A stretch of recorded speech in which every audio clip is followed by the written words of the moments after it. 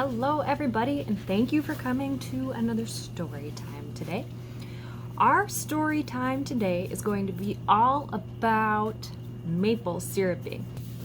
So the story we're going to read today is called At Grandpa's Sugar Bush, and you might still hear people refer to going to the sugar bush, and that's where they tap trees and they boil down the sap to make syrup. We call that the sugar bush. A long time ago, when Native American tribes were moving around, the Ojibwe tribe often moved where they lived, depending on the season and depending on their main food source for that time of year. And in the spring, they often set up what they called sugar camp, where they were processing that maple sap into syrup. So that's where that term kind of comes from, or now you might hear them called sugar camps or the sugar bush. So let's find out what happens at Grandpa's sugar bush. The story was written by Margaret Carney and illustrated by Janet Wilson. There's a lot of other nature facts in this story, which is why I really like it. So see how many different signs of spring, things you might see during the spring, are in this book as well.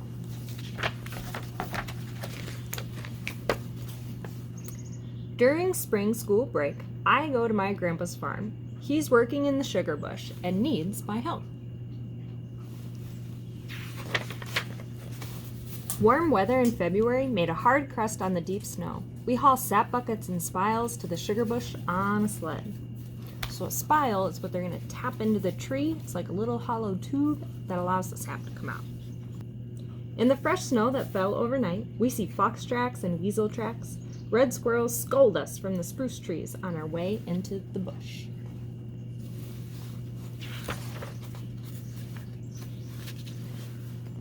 A flock of evening grosbeaks flies overhead. Grandpa says the funny yank, yank we hear is made by a white-breasted nuthatch getting ready to nest in a crack in a big old maple tree. We find the holes the pileated woodpeckers are making, and we often hear them drumming. Many of the sugar maples are more than 100 years old. Grandpa knows every tree in the bush, just like his dad did.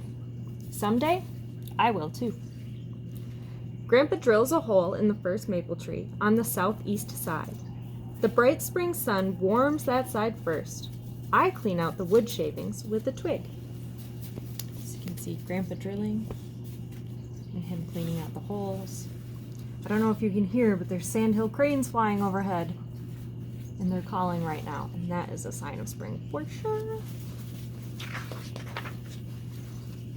We put in a spile and tap it gently with a hammer. It seems to take forever, but finally a big drop of sap forms at the tip of the spile.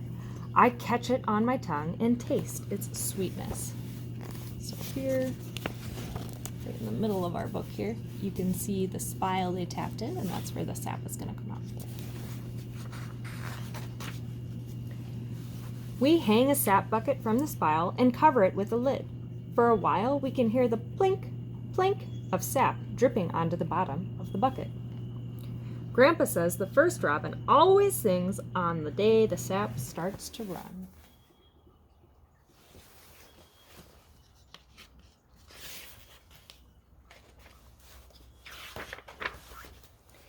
After lunch, the sun grows warm and the snow becomes soft. Grandpa's feet leave deep holes in the snow. Mine leave little holes. Snow fleas gather in our footprints. They're another sign of spring, Grandpa says. Every day we collect the sap, carrying it to big barrels near the boiling place. Last October, Grandpa felled dead trees, then cut and split them into firewood. I helped him haul and pile it.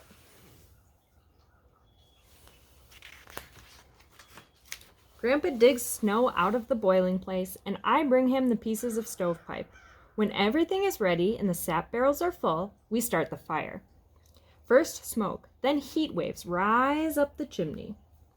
Soon, steam from the sap pan will smell sweet and mapley. Whenever we're thirsty, we cool boiling sap in the snow and drink it.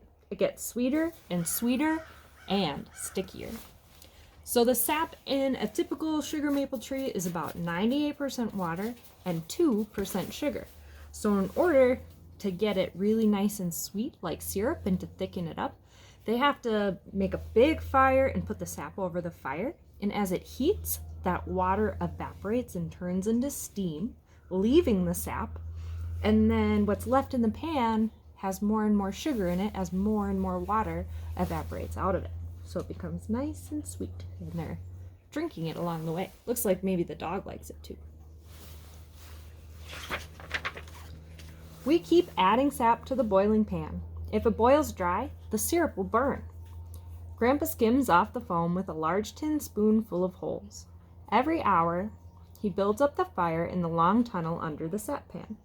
I ask him to let me put the first stick on the bed of glowing red coals. The heat makes my face tingle.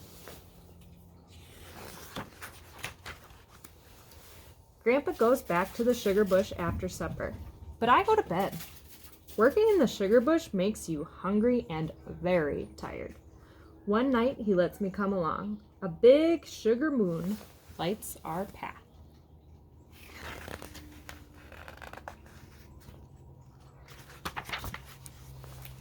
Finally, the syrup is ready. It drips from the ladle in a sheet. Grandpa carefully draws the sap pan off the fire onto green poles we propped up on forked sticks. I help him strain the syrup through a cloth to remove bits of dirt and ash. Then we get to clean the pan. We scrape the thick, sticky syrup from the bottom with wooden spoons Grandpa carved out of cedar. It's yummy.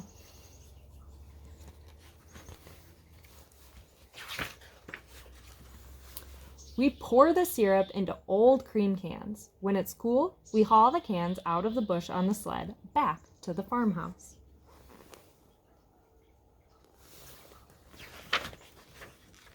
The next morning, we have maple syrup and pancakes for breakfast. Grandma says Grandpa and I make the tastiest syrup in the county.